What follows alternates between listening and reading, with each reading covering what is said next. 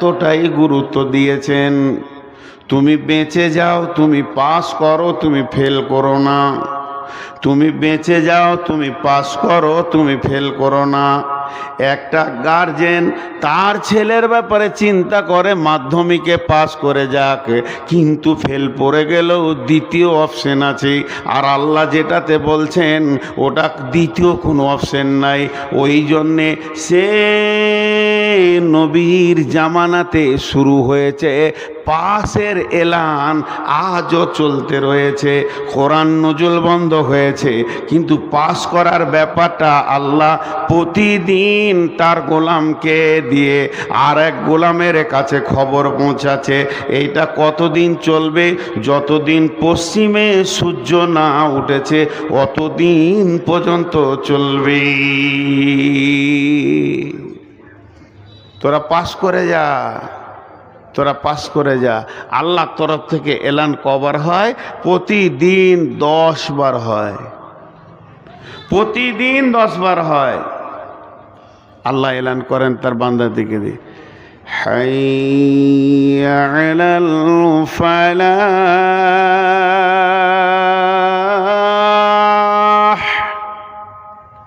এটা বাংলায় বলছি। আয় তোরা আয়, যদি পাস করবি তো আয়, উত্তোলন হবি তো আয়, সাকসেস জীবন নিবি তো আয়। হাইয়া আলাল ফালাহ। এই পাস করাটা কত গুরুত্ব দিয়েছেন আল্লাহ। আল্লাহ একবার নয়, দুবার নয়, 11টি কসম করে গোলামকে বলছে, গোলাম তুই পাস হয়ে যা, খবরদার ফেল হোস না। আমার মতো মেহেরবান রব থাকতে যদি তুই ফেল পড়ে যাস, তোর মতো হতভাগা আর কেউ নাই। আল্লাহ 11 বার কসম খাচ্ছেন, বিসমিল্লাহির রহমানির রহিম, ওয়াশ-শামসি ওয়া দুহাহা, ওয়াল কামারি ইযা তালাহা, ওয়ান নাহারি ইযা দাল্লাহা, ওয়াল লাইলি ইযা ইয়াগশাহা, ওয়াস সামাই ওয়া মা বানাহা, ওয়াল আরদি ওয়া মা তুহাহা, ওয়া নাফসিন ওয়া মা সাওয়াহা, ফাআলহামাহা ফুজুরাহা ওয়া তাকওয়াহা। আল্লাহ আসমানের কসম খেলেন, তাজাল্লির কসম খেলেন, রাতের কসম খেলেন। আল্লাহ একটা নয়, দুইটা নয়, তিনটা নয়, পর পর 11টা কসম খেয়েছেন। ছোট্ট মতো একটা কথা বলার জন্যে এতগুলো কসম খেলেন আল্লাহ। সেই কসমগুলো খেলেন শুধুমাত্র একটা কথা বলার জন্যে। সেই কথাটা হলো, قد أفلح من زكاها وقد خاب من دساها। পবিত্র যে থাকবে বেঁচে যাবে, নোংরা যে থাকবে ফেঁসে যাবে। ছোট্ট কথা বলার জন্য 11টা কসম। আমাকে এই কমিটির ছেলে একজন এসে বলছে, মৌলানা একটা মিষ্টি খান। আমি বললাম খাবো না, সুগার। না খান। তুমি বললি খাবো নাকি? আমার সুগার অনেক, আমাদের এই মিষ্টিটা বিখ্যাত, খান। এবার কেমন জ্বালা লাগে বলো না? উচ্ছ্বাসকালে আমার হলারে ভরবি। তখন আমি রেগে গেছি, রেগে যখন বললাম আল্লাহর কসম খাবো না। যখন এই কথাটা বলে দিয়েছি আল্লাহর কসম খাবো না, লোকটি বুঝে নিল নিশ্চয়ই মৌলানা রেগে গেছেন, কসম করে নিয়েছে আর মিষ্টি দেওয়া যাবে না। এখন এটা একবার কসম হলো, কিন্তু আমার বড় ভাই আমার পাশে বসে রয়েছেন, ওস্তাদ ভাজন, ওনাকে আমি ওস্তাদ মনে করি, আব্দুল কাদির সাহেব। উনি বলছেন, নূর মোহাম্মদ তুমি অমুক জায়গায় কারো পকেট থেকে 200 টাকা চুরি করেছো। কেউ অভিযোগ করেছে, আমার প্রেস্টিজে লাগলো, না ভাই আমি চুরি করিনি, না নিশ্চয়ই চুরি করেছো, তাছাড়া আমাকে বললো কেন? তখন আমি রেগে গেছি, এতটা পরিমাণ জিদে পড়ে গেছি, একদমে শুরু করলাম, আল্লাহর কসম, আল্লাহর কসম, আল্লাহর কসম, আল্লাহর কসম, আল্লাহর কসম, আল্লাহর কসম, আল্লাহর কসম, আল্লাহর কসম, আল্লাহর কসম, আল্লাহর কসম, আল্লাহর কসম, আল্লাহর কসম। ভাই আমি চুরি করিনি। ভাই আমার গুনছেন, নূর মোহাম্মদ 11টা কসম খেলো, তাহলে কসমের লোডটা এত বাড়লো কেন? নিশ্চয়ই পাপটাও করেনি। তা আল্লাহ এমন একজন, আল্লাহ এমন একজন, আল্লাহ এমন একজন, আল্লাহ কসম না খেলেও যদি কোনো কথা বলে তো ওটা সত্য, তারপরও আল্লাহ কসম খান কেন? আমাদের মুখ পানে তাকিয়ে খায়, আমরা কসমকে বেশি ভালোবাসি, বেশি বিশ্বাস করি, এই জন্যে আল্লাহ ছোট্ট মতো একটা কথা বলছেন। কথাটা কত বড় দেখেন, লিখলে এতটা আসবে, কাদ আফলাহা মান যাক্কাহা ওয়া কাদ খাবা মান দাসাহা। যে পবিত্র থাকবে, যার গায়ে ময়লা থাকবে না, ওই লোকটা বেঁচে যাবে। আর যে নাপাক থাকবে, যার ভিতরে নাপাকি ঢুকে গেছে, ওই লোকটা ফেঁসে যাবে, ওই লোকটা উত্তীর্ণ হতে পারবে না, পাস হতে পারবে না। ভাইরা আমার, এই ছোট্ট কথাটা বলার জন্যে আল্লাহ 11টা কসম খেয়েছেন। ওয়াশ-শামসি ওয়া দুহাহা ওয়াল কামারি ইযা তালাহা ওয়ান নাহারি ইযা দাল্লাহা ওয়াল লাইলি ইযা ইয়াগসাহা ওয়াস সামাই ওয়া মা বানাহা ওয়াল আরদি ওয়া মা তাহাহা ওয়া নাফসিন ওয়া মা সাওয়াহা ফাআলহামাহা ফুজুরাহা ওয়া তাকওয়াহা। 11টা কসম খেলেন। ওই কথাটা কি বললেন? যে পবিত্র, যার গায়ে ময়লা নেই, পরিষ্কার পরিচ্ছন্ন, ও কিয়ামতের মাঠে বেঁচে যাবে, পাস করে যাবে। যার গায়ে ময়লা থাকবে, ও ফেঁসে যাবে। তাইলে আর জলসা লয়, জলসা এখান থেকেই বন্ধ। আপনারা বাড়ি যান, গোসল শুরু করে দেন, সাবান নিয়ে যে যেখানে যার যেমন গোসলের ব্যবস্থা আছে, মাথা থেকে পা পর্যন্ত কুচলে কুচলে ময়লা তুলে ভালো পরিষ্কার কাপড় পরে এলেন, কিয়ামতে বেঁচে যাবেন। ভাই এটা আল্লাহ বলেননি, আল্লাহ এটা বলেননি। মা রে, বোন রে, আল্লাহ এটা বলেননি যে তুমি পবিত্র হয়ে যাও, পারফিউম মেখে লাও, তুমি কসমেটিক্স মেখে লাও, বেঁচে যাবি। তাহলে আল্লাহ কি বলতে চেয়েছেন? আম্মা জান আয়েশা, বুখারী শরীফের হাদিস, আল্লাহ নবীকে বলছেন, ইয়া রাসূলুল্লাহ, ইয়া হাবিবাল্লাহ, আমাকে পবিত্র হওয়া শিখিয়ে দেন। ও দয়ার নবী গো, আমি আম্মা জান, আমি আয়েশা কেমন করে পবিত্র হব? আম্মা জান আয়েশা যখন প্রশ্ন করলেন, আল্লাহর নবী বলছেন, আয়েশা রে, সর্বপ্রথম তুমি রুজিকে পবিত্র করো। সব থেকে বড় পবিত্র হচ্ছে রুজিকে পবিত্র করা। আমার গায়ে যদি কুকুরের পেশাব লেগে যায়, এমনকি আমার গায়ে যদি শুকরের পায়খানাও আপনি ছুঁড়ে দেন, আমি সাবান দিয়ে কেচে যাব, পাক হয়ে যাব। কিন্তু বন্ধুরে, যদি কোনো মানুষ একবার হারামে হলার দিয়ে ভরে দেয়, ওকে যদি 7টা সমুদ্রতে ডুবানো হয় আর পৃথিবীর সমস্ত সাবানগুলো শেষ হয়ে যায়, ওই লোকটা কোনোদিন পবিত্র হতে পারবে না। ওর পবিত্রের একটাই জিনিস আছে, সেটা পানি নয়, সেটা সাবান নয়, সেটা সার্ফ নয়। ওই লোকটা তখনই পবিত্র হবে। সোনার ভিতর থেকে যেমন আগুন অ্যাসিড দিয়ে খাদ বার করা যায়, ওর পবিত্র জায়গা হলো আল্লাহর জাহান্নাম।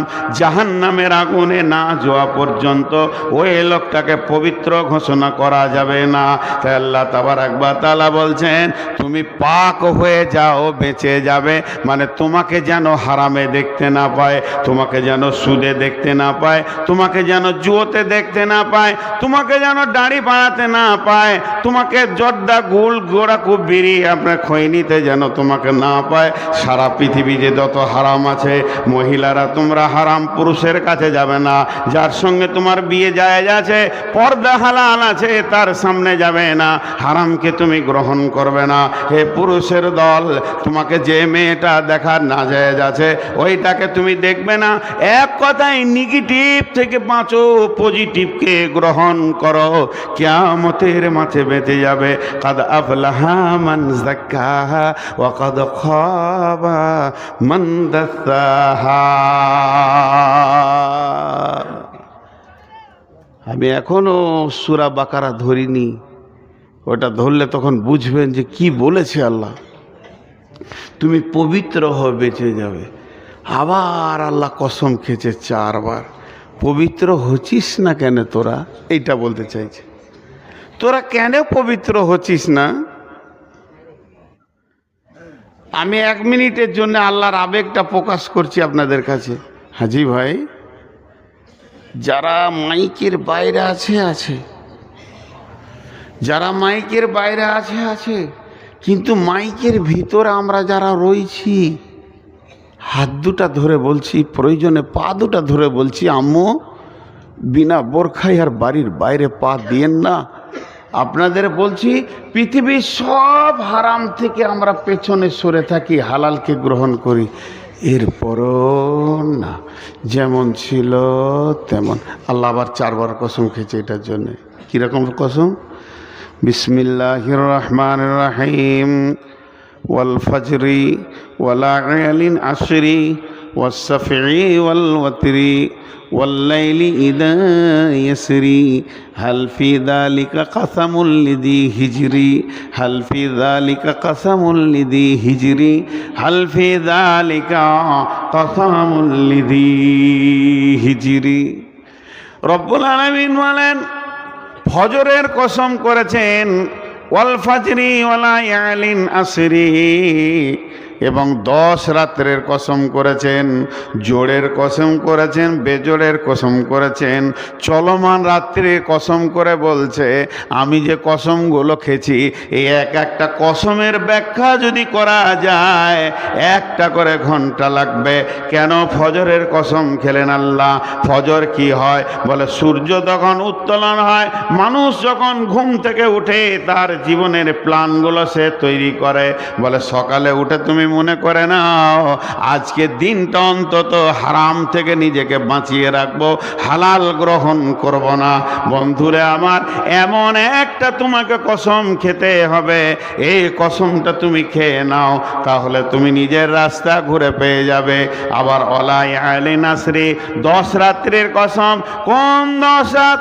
কোন 10 রাত? কেউ বলছে মুহররমের প্রথম 10 রাত, কেউ বলছে জিলহিজ্জা মাসের 10 রাত, কেউ বলছে না রমজানের শেষ 10 রাত্রি।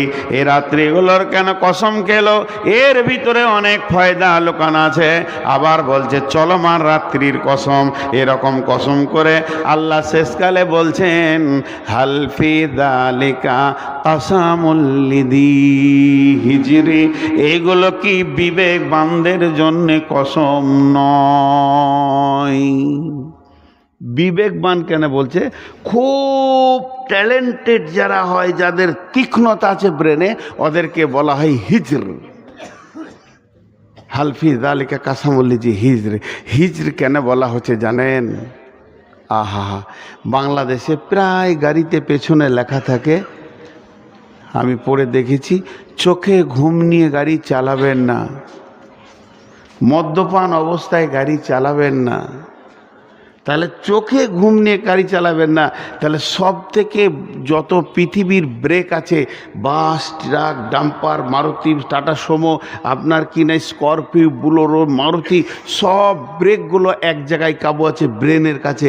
ব্রেন যদি ঠিক থাকে, গাড়ি ব্রেক করবে, ধাক্কা লাগবে না, কিছু করবে না, বিপদ হবে না, মানুষ মরবে না, মার্কেটে ঢুকে যাবে না, সব ঠিক থাকবে।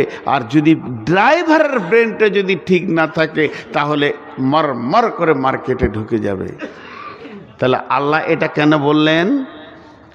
কসমের কেন দিলেন বিবেকবানদেরকে? আল্লাহ বলছেন, হে বিবেকবান, তোরা যতগুলো বিবেকবান লোক বসে আছিস, তোদের ব্রেন কি ঘুমিয়ে গেছে? এখনো কি তোদের ব্রেনের তালাটা খুলবে না? তোরা কি এখনো সজাগ হবি না?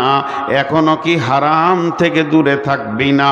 তোরা তোদের জীবন গাড়িটাকে মারমার করে চালিয়ে দিলি সুদ জুয়া তাসের ওপর দিয়ে, নিজেকে তোরা বাঁচাতে পারছিস না হারাম থেকে। হে বিবেকবান, কোন বিবেক তোদের নষ্ট হয়ে গেছে যে হারামগুলোকে তোরা গ্রহণ করছিস, হালালগুলোকে ছেড়ে দিয়ে? এখনো কি তোদের বিবেকের চেতনতা নাই? এখনো কি ঘুমিয়ে থাকবি? এত হাদিস কোরআনের বর্ণনার পরেও কেন সুদের টাকা তোর হাতে থাকবে? মদের বোতল তোর হাতে কেন থাকবে? তুই কি নিজেকে বাঁচাতে পারবি না? দেখ, তোর বিবেকের চেতনতা কর। তাই আল্লাহ তাবারাক ওয়া তাআলা বলছেন, ইয়া আইয়ুহাল ইনসানু ইন্নাকা কাদিহু ইলা রাব্বিকা কাদহান ফামুলাকিহি।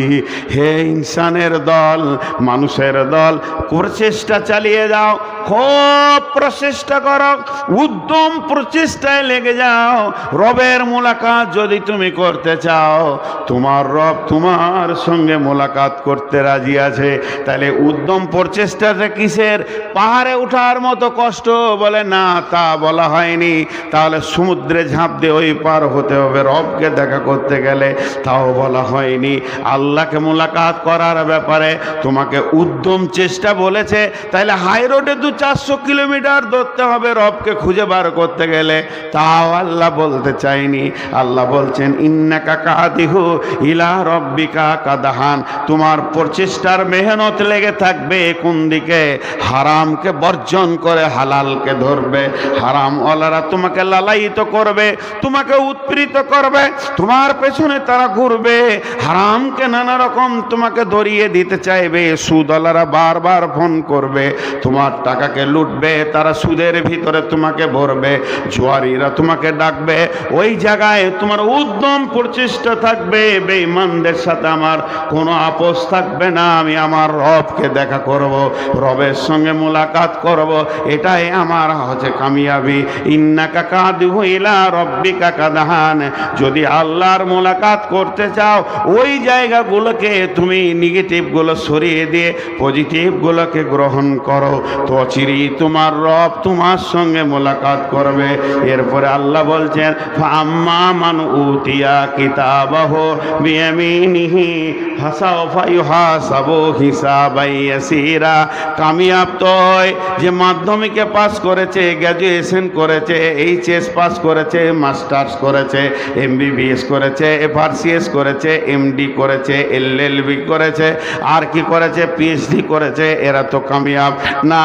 না না, কামিয়াব আমি যেদিন তোমাকে ডান হাতে সার্টিফিকেট দেব, মান উতিয়া কিতাবাহু বিয়ামিনিহি, আমি কিয়ামতের দিনে ডাকবো, বান্দারে শোন, আমি রাজি আছি, সার্টিফিকেটটা নে, ডান হাতে দিব।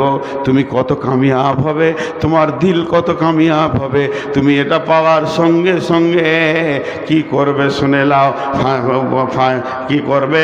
আমি বিয়ামিনিহি ফাসাওফা ইউহাসাবু হিসাবান ইয়াসীরা।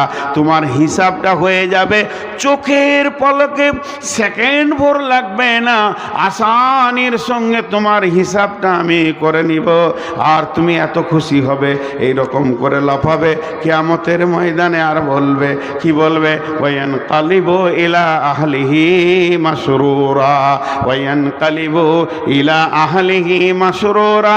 আত্মীয়র পেছনে দৌড়বে আর বলবে, আমি কামিয়াব, আমি কামিয়াব, আমি কামিয়াব। হে মোহনস, তুমি কামিয়াব ওই দিন যেদিন তোমার ডান হাতে সার্টিফিকেট দেওয়া হবে।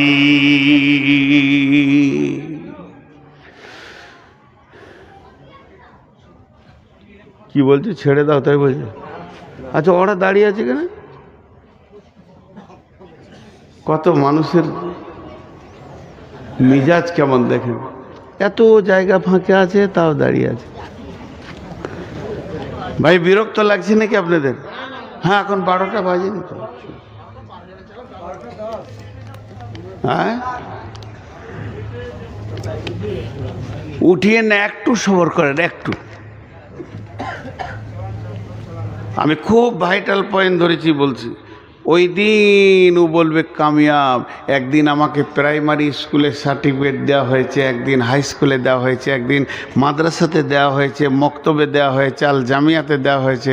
এই সার্টিফিকেটগুলো সার্টিফিকেট নয়, আসল তো মুসলমানের ঈদ ডান হাতে যেদিন সার্টিফিকেট পাবে সেই দিনটা ওর আনন্দের দিন। وَأَمَّا مَنْ أُوتِيَ كِتَابَهُ وَرَاءَ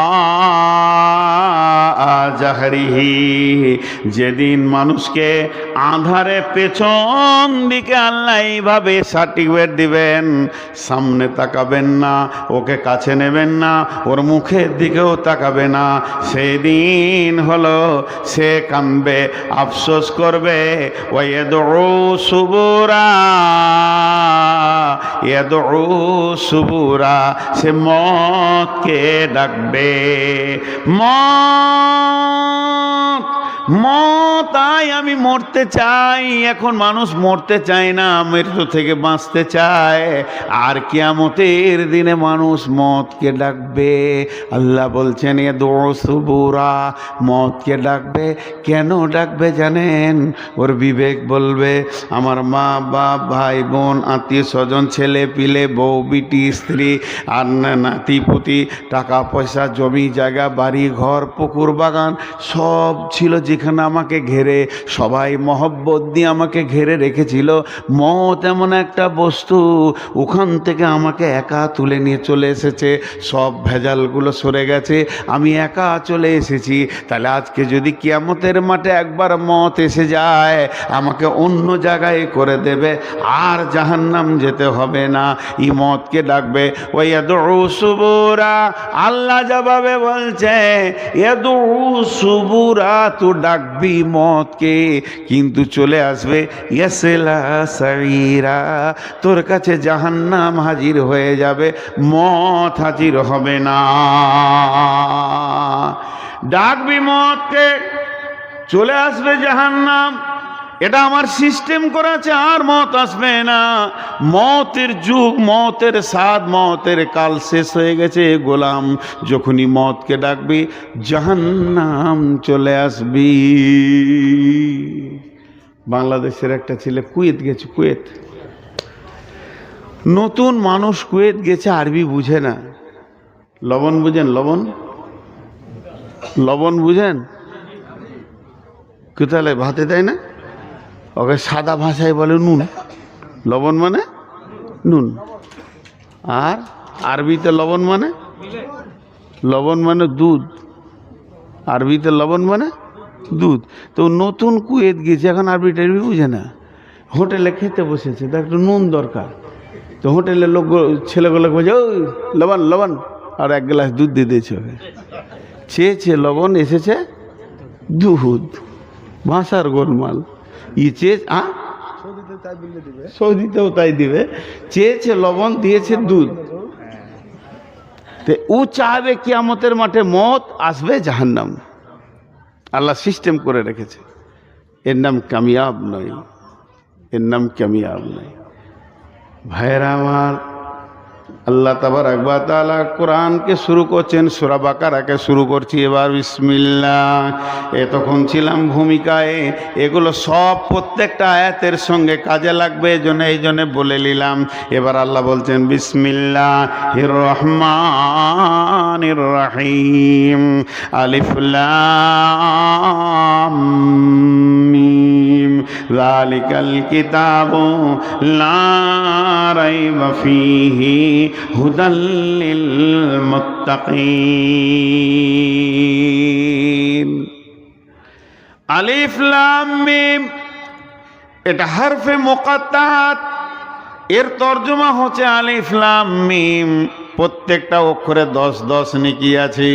এটা মানে একমাত্র আল্লাহ জানেন। এর একটাই মানে আল্লাহু আলামু বিমুরাদি, এর আসল খবর আল্লাহ ছাড়া পৃথিবীর কোনো মানুষ জানে না। ইভেন নবী সাল্লাল্লাহু আলাইহি সাল্লামকেও পর্যন্ত বলা হয়নি। এর ভিতরে কি গোপন তথ্য রয়েছে, কি গোপন রহস্য লুকানো আছে, একমাত্র আল্লাহই জানে। আলিফ লাম মিম। তারপরে আল্লাহ বলছেন যালিকাল কিতাবু লা রাইবা ফীহি হুদাল লিল মুত্তাকিন। আপনাদেরকে একটা উদাহরণ দিব। অনেক লম্বা রাস্তা আমাদেরকে যেতে হবে। নিজের ঘরে যেতে গেলে ওই রাস্তায় যেতে হবে। সেই রাস্তাটা 3টে বিড়ম্বনা জায়গা আছে, 3টি। অনেক লম্বা রাস্তা, 3টি বিড়ম্বনা জায়গা আছে। ওই রাস্তাতে একটা সুলঙ্গ পথ আছে। সেই সুলঙ্গ পথ পার হয়ে একটা বিশাল জঙ্গল। জঙ্গলটা যখন আপনি পার হয়ে যাবেন একটা ব্রিজ পাবেন। এই ব্রিজটা অনেক লম্বা, দীর্ঘ সময় ব্রিজটা পার হতে লাগবে। ওই ব্রিজটা পার হওয়ার পর সামনে একটা আপনার ঘরের চৌকাটা আসবে। ওই চৌকাটা পার করে যখনই আপনি ঘরে ঢুকে যাবেন, এর জীবনটা নাম হলো কামিয়াব। পৃথিবীতে আদমকে যেদিন বানানো হলো, গোটা পৃথিবীটা ফেটে 2 ভাগ হয়ে গেল। গোটা পৃথিবীর একটা থাকলো না। ইবলিস আজাজিল একটা বড় আল্লাহর ওলি ছিল, একটা আবিদ ছিল। পৃথিবীর সব জায়গায় এসে ভ্রমণ করেছে, আল্লাহকে ডেকেছে, সাজদা করেছে। যখনই আদম এলো, ইবলিস শয়তান সেই দিনই ইবলিস হলো। আদম আর ইবলিস 2 মেরু হয়ে গেল। একদিকে আদম, একদিকে ইবলিস, একদিকে আদম, একদিকে ইবলিস, একদিকে ফিরআউন নমরুদ, একদিকে মূসা ইব্রাহিম। এইভাবে চলতে চলতে বিশ্ব নবী একদিকে, একদিকে আবু জাহেল। এরকম চলতে চলতে পৃথিবী এখনো 2 দিকে মেরুকরণ আছে। আজকে পৃথিবীতে বেঈমানরা একদিকে হয়ে গেছে আর মুমিনরা একদিকে হয়ে গেছে। সারা পৃথিবীর মুমিন একমত, মুমিনের ওপরে উত্তরণ চলছে। চলতে চলতে আল্লাহ যেদিন মুমিনদেরকে 100 ডিগ্রি অ্যাঙ্গেলে ঘুরিয়ে দেবে, সেদিন একদিন বিজয়ী আসবে। এই পৃথিবীর মাটিতে ইসলামের পতাকা দুলবে, ইসলাম কায়েম হবে। লম্বা চওড়া ঘটনা আছে। তাহলে জেনে নেন, পৃথিবীটা 2টি মেরুকরণ হয়ে গেছে। একটা বেঈমানদের আন্দোলন, একটা ইমানদারের আন্দোলন। তেমনি রাস্তাও 2টি হয়ে গেছে। আল্লাহ সূরা বাকারার মধ্যে বলছেন বিসমিল্লাহির রহমানির রহিম আল্লাহু ওয়ালিয়ুল্লাযীনা আমানু ইখরিজুহুম মিনাজ যুলুমাতি ইলান নূর ওয়াল্লাযীনা কাফারু আউলিয়াউহুমুত তাগুতু ইখরিজুনাহুম মিনান নূরি ইলায যুলুমাত উলাইকা আসহাবুন নারি হুম ফিহা খালিদুন। এখানে পশ্চিম দিক কোনটা? পেছন দিকটা। আমি দিক চিনতে পারছি না। তা একটা খালি কথা বলেছেন এইটা পশ্চিম, বাকিটা আমার চিনতে অসুবিধা হবে? বাকিটা চিন্তা অসুবিধা হবে? তাহলে 2টো রাস্তার কথা বলেছেন। ইমানদারদের রাস্তাটা কথা বলার পরে পরেই বেঈমানদের রাস্তাটা ধরেছে। আর বেঈমানদের রাস্তার শেষটা বলেছে, ইমানদারদের রাস্তার শেষটা বলেনি। কেন বলেনি? মহব্বতের কোনো মাপ নাই, কিন্তু শাস্তির মাপ আছে। এই জন্যে বেঈমানদেরকে বলছে তোদের রাস্তাটা সোজা গিয়ে একদম লেলিহান অগ্নিশিখাতে ঢুকেছে। আল্লাহ নিজে বলছেন। বহরমপুরকে বাইপাস করে বেলডাঙ্গা কৃষ্ণনগরকে ফাটিয়ে দিয়ে এদিকে আপনার ওমরপুর হয়ে ফারাক্কা হয়ে একটা হাই রোড ধরছে। আর একটা হাই রোড পাটনার ভিতর দিয়ে দিল্লি ধরছে। শিলিগুড়ি থেকে, কলকাতা থেকে 2টি হাই রোড একসঙ্গে বের হয়েছে। একটা মুম্বাই খড়গপুর দিয়ে ধরছে, একটা আসানসোল দিয়ে দিল্লি ধরছে। এরকম ভারতবর্ষে কয়েকটা হাই রোড ধরছে। বন্ধুরা আমার, কালাম পাকের ভিতরে একটা রোড আছে। এই রোডটা এমন একটা হাই রোড, এই দ্রুতগামী রোড। এই রোডটা সোজা চলছে এমন জঙ্গল। এই রোডের যেতে যেতে একদম জান্নাতের দিকে দৌড়ছে। বিশ্ব নবী বলে গেলেন, তারাক্তু ফীকুম আমরাইন, তোদেরকে আমি দুইটি জিনিস ছেড়ে দিয়ে চলে গেলাম, দুইটি জিনিস তোদের মাঝে দিয়ে গেলাম, যদি তোরা টিপে ধরে থাকতে পারিস লান তাজিল্লু মা তামাসসাকতুম বি, তোমরা যদি ওটাকে টিপে ধরো আর গুমরা হবে না, তোমাদের পথ নষ্ট হবে না, ঠিক তোমরা সাকসেস জায়গায় পৌঁছাবে, যে জায়গায় তোমরা যেতে চাইছো তুমি ওখানে পৌঁছাবে। সেই দুটি লাইনের নাম হলো, একটা কিতাব আল্লাহ, আল্লাহর কিতাব, আর একটা সুন্নতে রসুলি, রসুলের সুন্নত। এই দুটোকে যদি গোলাম, এই দুটোকে যদি হে আল্লাহর গোলাম আমার উম্মত তোমরা ধরে থাকো, একদিন ধীরে ধীরে ধীরে ধীরে তুমি জান্নাতুল ফেরদাউসের গেটে গিয়ে পৌঁছে যাবে। কিন্তু তোমার দ্বারা সম্ভব হবে কিনা? আল্লাহ তাবারাক ওয়া তাআলা বলছেন, শোন, দুইটি রাস্তা আছে, রাস্তা দুটির বর্ণনা কেমন? আল্লাহু ওয়ালিউল্লাযীনা আমানু ইখরিজুহুম মিনাজ-জুলুমাতি ইলান-নূর, যারা মুমিন হবে, যারা আল্লাহর সঙ্গে আপোস করবে, আল্লাহকে আপনজন মনে করবে, আল্লাহকে ভালোবাসবে, আল্লাহ ছাড়া কিছু বুঝবে না, তারা সমস্ত অন্ধতাকে ছড়িয়ে দিয়ে পায়ে লাত মেরে দিয়ে আলোকে গ্রহণ করবে। তার মানে তাদের হাতে মদের বোতল ছুঁড়ে ফেলবে, দুধকে গ্রহণ করবে। বিশ্বনবী যখন মেরাজে গেলেন, জিবরাইল আমিন ট্রেতে দুইটি গ্লাস আনলেন, চাদর দিয়ে ঢাকা, রুমাল দিয়ে ঢাকা। নবীজিকে বলেন, ইয়া রাসূলুল্লাহ, একটা আপনি তুলেলেন। নবীজি দেখলেন, যেমনি চাদরটা খুলে দিলেন, দুইটি গ্লাস। নবীজি বললেন, কি জিবরাইল? বলে, এটা আছে মদ, এইটা আছে দুধ, আপনি একটা তুলেলেন দুইটার মধ্যে। আল্লাহর নবী দুধটা তুলে নিলেন। যখনই আল্লাহর নবী দুধটা তুলে নিলেন, জিবরাইল আমিন প্রকাশ্যে বলে দিলেন, ইয়া রাসূলুল্লাহ, আপনার উম্মত বেঁচে গেল, আপনার উম্মত বেঁচে গেল। আজকে যদি আপনি মদটা তুলে নিতেন, আপনার উম্মত পশ্চিম দিকে সূর্য ওঠা পর্যন্ত নিশার ঘোর কাটত না। যার নবী দুধ তুলে নিয়েছে, মদের মুখে লাত মেরে দিয়েছে, তার উম্মত আজকে নিজের গায়ের দুধ, আল্লাহ দেওয়া নেয়ামত, চা চা করে টেনে বালতিতে ভরে নিয়ে ওই দুধকে পলসন্ডায় বেচে দিল, ওই দুধকে বহরমপুরে বেচে দিল, বেচে দিয়ে সেই দুধে বেচার টাকাতে বোতল খেয়ে বাড়ি ঢুকছে। এর মতো পথভ্রষ্ট আর কেউ হতে পারে? এ হলো লাইন, এ হলো নাকাম, এ হলো অবতরণ, এ কোনো দিন উত্তোলন পাবে না। আল্লাহ তাবারাক ওয়া তাআলা বলছেন, যারা আমার সঙ্গে আপোস করবে, আমাকে নিয়ে মহব্বত করবে, ভালোবাসা আমার সঙ্গে সৃষ্টি করবে, তারা পৃথিবীর সমস্ত নেগেটিভগুলোতে লাত মারবে, হারামগুলোকে লাত মেরে হালালকে গ্রহণ করে নেবে। আর যারা শয়তানের সঙ্গে আপোস করবে, ওয়াল্লাযীনা কাফারু আউলিয়াউহুমুত তাগুত, তাগুত শক্তিকে আপনজন বানাবে, শয়তানের চক্রান্তকে আপন বানাবে, আপোস করে নিবে। এরা কি করবে? ওলা তাগুতু ইখরিজুহুম মিনান নূর ইলাজ জুলুমাত, এরা আলোর রাস্তাকে ছেড়ে দিয়ে অন্ধকারকে গ্রহণ করলো। এই লোকগুলো কোথা চলছে, কোথা যেছে, কোথা যেছে, কোথা যেছে? এ চলছে চলছে চলছে চলছে, যেদিন রাস্তাটা শেষ হবে, উলাইকা আসহাবুন নারি হুম ফিহা খালিদুন, এই লোকগুলি জাহান্নামের আগুনে ঢুকবে। তার মানে এরা পায়ে করে আলোকে ঠেলে দিয়ে আঁধারকে গ্রহণ করেছে, ভাত মুড়ি ছেড়ে দিয়ে খৈনি গুল গোরাকু জর্দা হারামকে গ্রহণ করেছে, সুদ খেয়েছে, দাড়ি মেরেছে, লুচ্চামি করেছে, রান্ডিগিরি করেছে, পৃথিবীর যত নোংরা জিনিস আছে স্বাগতম জানিয়েছে। আয় মদকে বলেছে আয়, জুয়া আয়, তাস আয়, লুডু আয়, ডাবা আয়, এগুলোকে গ্রহণ করে নিয়েছে। আল্লাহ তাবারাক ওয়া তাআলা বলছেন, আলো নাই, অন্ধকারে হাঁটতে শুরু করেছে। উলাইকা আসহাবুন নারি হুম ফিহা খালিদুন, একটা গ্রুপের জন্য আল্লাহ বলে দিলেন জাহান্নামের ভিতরে ঢুকবি।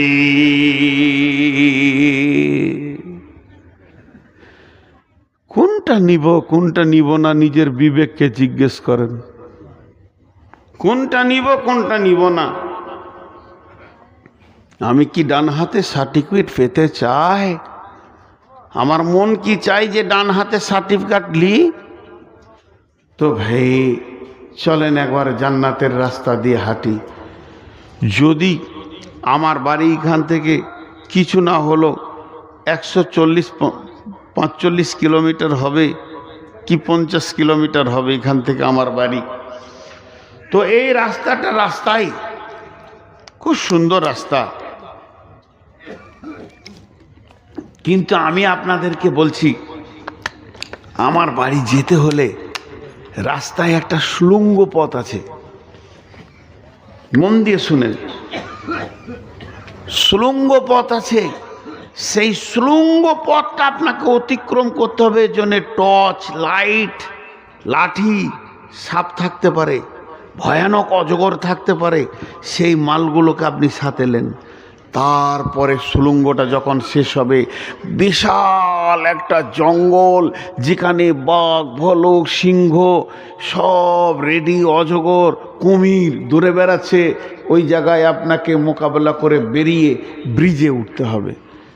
ব্রিজটা যখন আপনি হাঁটতে শুরু করবেন, যেই ব্রিজটা শেষ হবে, ব্রিজে একটা পা থাকবে আর একটা পা আমার ঘরের চৌকাটায় পড়বে।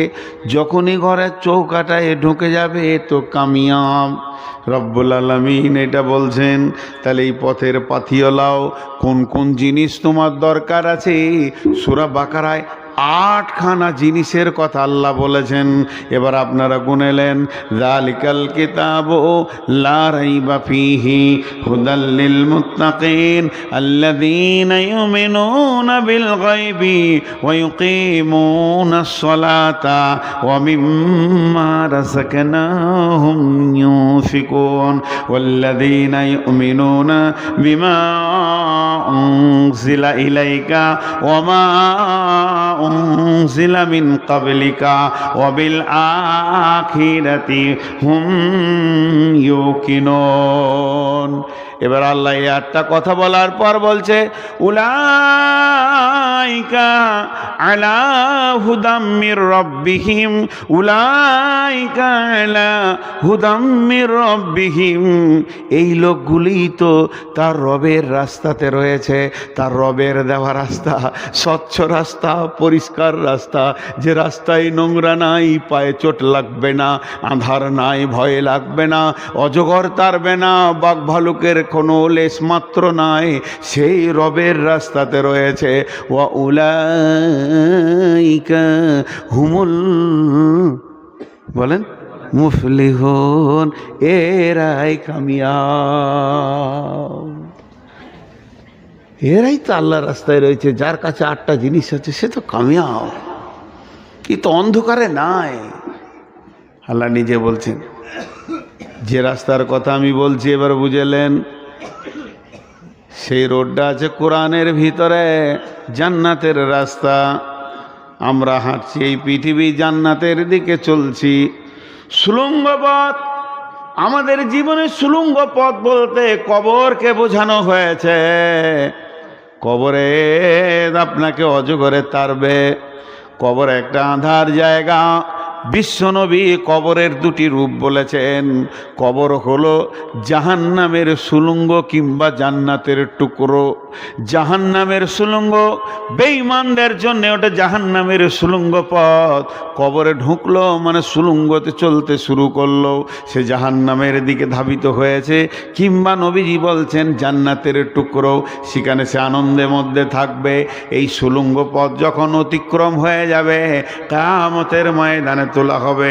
ওখানে জেনেলেন আপনার বক ভালুক বলতে চারিদিকে জাহান্নাম যেন হাঁ হাঁ করছে, অগ্নিলিলিহান শেখায় তো কত হারাম খিচিস আয়। আর ফেরেশতারা যেন খুঁজে বেড়াচ্ছে বেঈমান কই কই সে। আর জাহান্নাম থেকে উটের মতো গর্দন একজন উঠবে, সেই প্রাণীটা বলবে কই বেজাকাত লোক কই। সাপ উঠবে, কই বেজাকাত কয়, কই বেঈমানরা কয়। আবার জাহান্নাম কথা বলবে, রব্বি, হে আমাদের রব, আইনাল মুতাকাব্বির আইনাল মুতাজাব্বির, কোথায় সে তাকাব্বুর করনেওয়ালা, নিজের বংশ গৌরব করনেওয়ালা, নামাজ রোজা ছেড়ে দিয়েছে, বেঈমানের জগতে নেমেছে, দেখিয়ে দেন। ওই জায়গা আপনাকে ট্যাকেল করতে হবে। লা তামলিকু নাফসুন লিনাফসিন শাইয়া ওয়াল আমরু ইয়াউমাইযিন লিল্লাহ। বাপ আসবে না, ভাই আসবে না, এমন একটা জায়গায় যেতেই হবে, ওই জায়গায় আপনার সাহায্যর কেউ থাকবে না। আল্লাহ তাবারাক ওয়া তাআলা বলছেন, নবী হে ইয়াসআলুনাকা আনিস সাআতি আইয়ানা মুরসাহা, হে নবী তোমাকে কিয়ামত সম্পর্কে জিজ্ঞাসা করা হচ্ছে, সেটা কবে হবে বলে দাও। ফিমা আনতা মিন যিকরাহা, এখানে আমার কোনো বলার কিছু নাই, এর ব্যাপারে আমি কিছুই জানি না। ইলা রব্বিকা মুনতাহাহা, এর গোটাটাই রয়েছে তোমাদের রবের কাছে, আমানত আছে। সেই রব কবে কিয়ামত করবে সেই দিন হবে। তুমি কি এত বড় হিরো হয়ে গেছো, কিয়ামতের সামানগুলোকে রেডি করেছো? জানো কিয়ামত কাকে বলে? ইয়াউমা ইয়ারাউনাহা, ইয়াউমা ইয়ারাউনাহা কান্নাহুম ইয়াউমা ইয়ারাউনাহা লাম ইয়ালবাসু ইল্লা শিয়াতান আও দুহাহা। মানুষকে যখন কিয়ামতের মাঠে তুলে কমপ্লিট করে দেয়া হবে, হাসরবাসী বলবে পৃথিবীতে এক সকাল কিংবা এক সন্ধ্যা ছিলাম।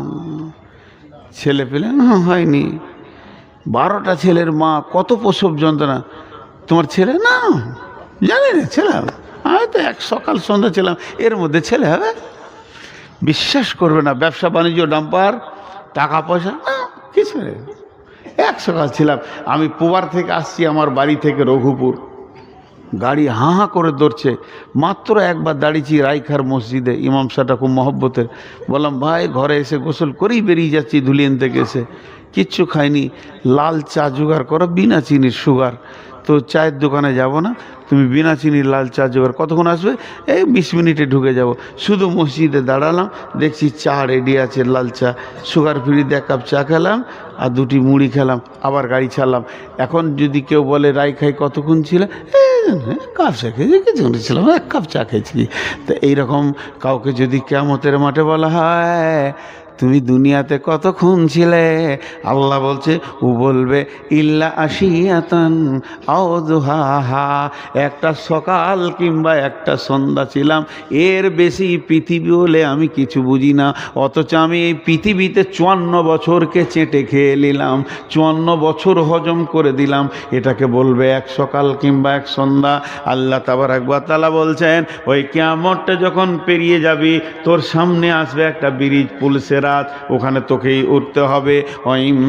মিনকুম ইল্লা ওয়ারিদুহা কানা আলা রাব্বিকা হাতমাম মাকদিয়া, আমি অজীব করে দিয়েছি পুলসেরাত এমন একটা রাস্তা, আমি আমার নবীকেও পর্যন্ত মাফ করিনি, এমন কি বিশ্ব নবী পর্যন্ত পুলসেরাতে পা দেবেন, তারপরে তিনি জান্নাতে যাবেন। তাহলে পুলসেরাতে উঠতে হবে।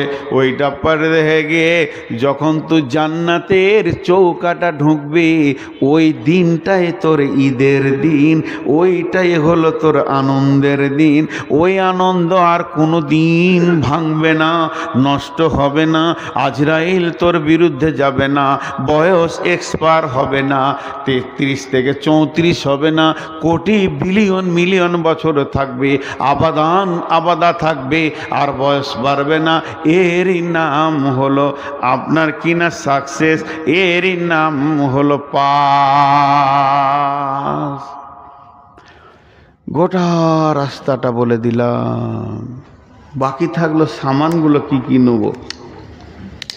জলসা হচ্ছে মাদ্রাসার, একটা কোরআন শরীফ নাই ওইখানে, ছি ছি ছি, দেখবো ভুলে গেছি। তো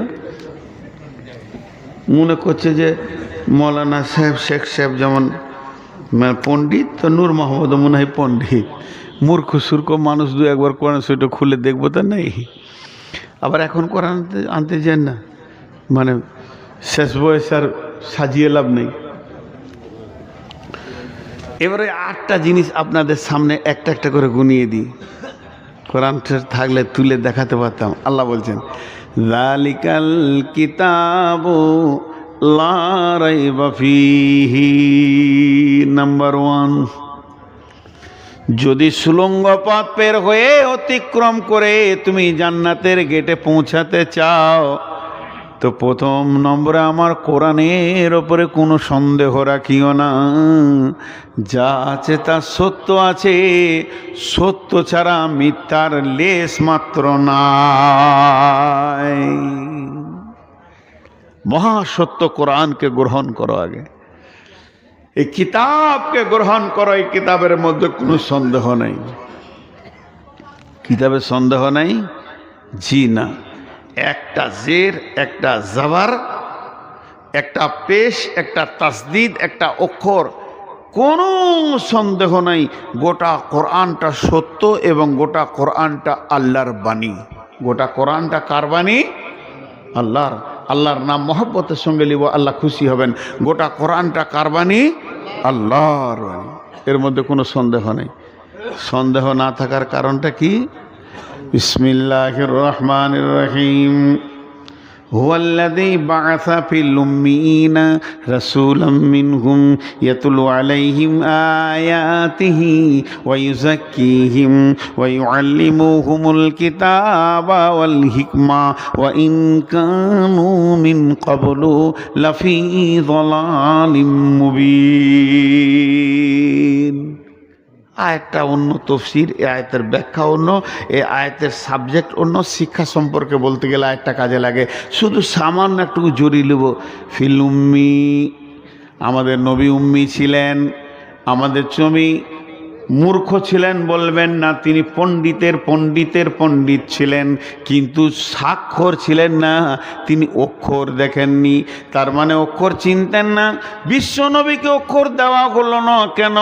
বিশ্ব নবীকে অক্ষর দেওয়া হলো না কেন? তিনাকে অক্ষরের জ্ঞান দেওয়া হলো না কেন? আল্লাহ তিনাকে স্বাক্ষর করলেন না কেন? চারটা কারণ আছে। দুটো দুর্বল কারণ আর দুটো সবল কারণ। দুর্বল কারণ একটা বলছে মানুষ মা বাপ ছিল না, পড়াবে কে, এটা দুর্বল কারণ।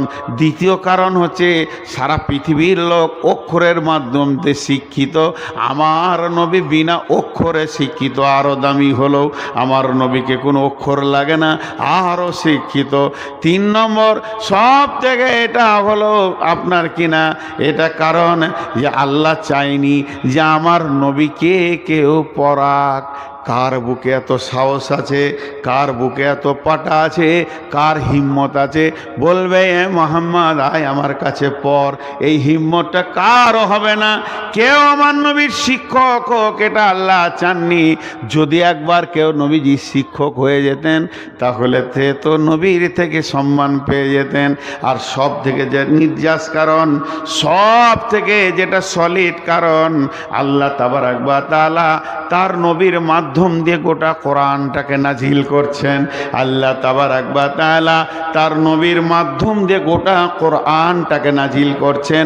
এর জন্যই নবীকে নিরক্ষর করে দিলেন, যাতে করে কেউ না বলে যে এটা আল্লাহর বাণী লয়। এখানে নবী মুহাম্মদ 2টা কলম ভরে দিয়েছে, 2টা অক্ষর ভরে দিয়েছে, 2টা ভাষা ভরে দিয়েছে। এটা আবু জাহেল বলেনি, এটা আবু সুফিয়ান বলেনি, এটা উমাইয়া বলেনি, বেঈমান উতবা উতাইবা সাইবা কেউ বলতে পারেনি যে কোরআনের ভিতরে আমার নবী আখিরি নবী 2 অক্ষরে লিখে দিয়েছে। কেন? সবাই জানতো এটা তার লেখা নয়, সেহেতু সে লিখতে পড়তে জানে না। এই কোরআনটাকে কিয়ামত পর্যন্ত সলিড রাখার জন্য আল্লাহ তার নবীকে নিরক্ষর করে দিলেন। কিন্তু ভাইরে আল্লাহ চ্যালেঞ্জ দিয়েছেন, ওয়া ইন কুনতুম ফি রাইবিম মিম্মা নাযালনা আলা আবদিনা ফাতু বিসূরাতিম মিন মিসলিহি ওয়াদউ শুহাদাআকুম মিন দুনিল্লাহি ইন কুনতুম সাদিকিন।